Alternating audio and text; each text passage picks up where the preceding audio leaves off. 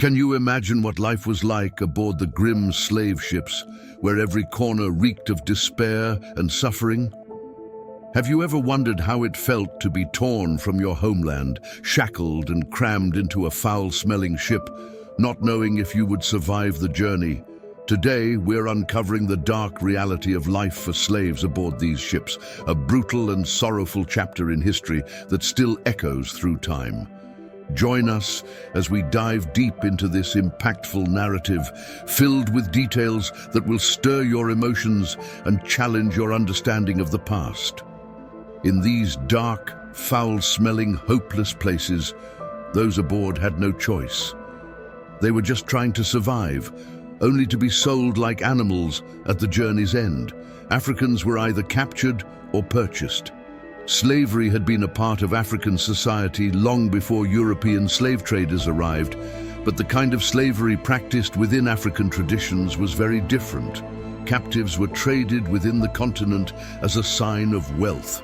They could be traders, prisoners of war, or political prisoners, but they were not treated as mere property.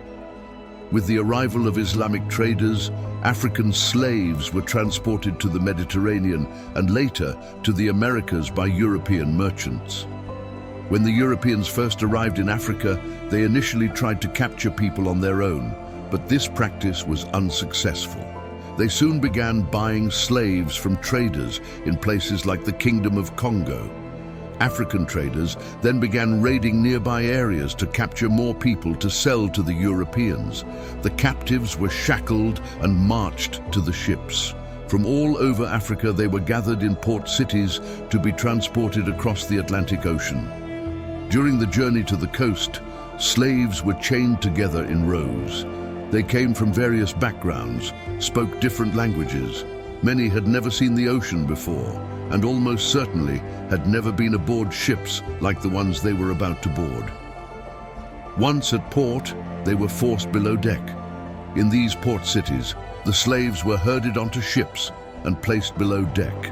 Former slave Olaudah Equiano, who wrote about his experiences after gaining his freedom, played an active role in the abolitionist movement in England during the 18th century. He described the confusion and shock he felt. He didn't know if the white men were going to kill him or eat him. Once aboard, he saw a crowd of black people shackled with expressions of sadness on every face. The sight filled him with such fear that he fainted. The chains used on the African slaves irritated and cut into their skin, making movement painful. With high mortality rates during the sea journey, many captives found themselves chained to the corpses of others. Slave ships were designed to carry people, but they were often overcrowded in the pursuit of profit. The more slaves crammed onto a ship, the more money could be made. The captives were packed so tightly that they had barely a few inches to move, sit, or sleep. The conditions aboard slave ships were so unsanitary that captives had no access to buckets for defecating or urinating, forcing them to live in their own filth. The Brooks, a ship that later became a key part of the argument against the slave trade, showed how slaves were packed beneath the deck and transported before the passing of the 1788 Regulation Act. Before the law, the Brooks carried over 700 slaves. Afterward, regulations limited the number of captives to around 450. Below deck, the stench was unbearable. Olaudah Equiano, a former slave who later became an abolitionist, described the horrific odor he encountered when he was taken below deck. He wrote, "I was soon put down under the decks, and there I received such a salutation in my nostrils as I had never experienced in my life. With the loathsomeness of the stench and crying together, I became so sick and low that I was not able to eat. I wished for death to relieve me."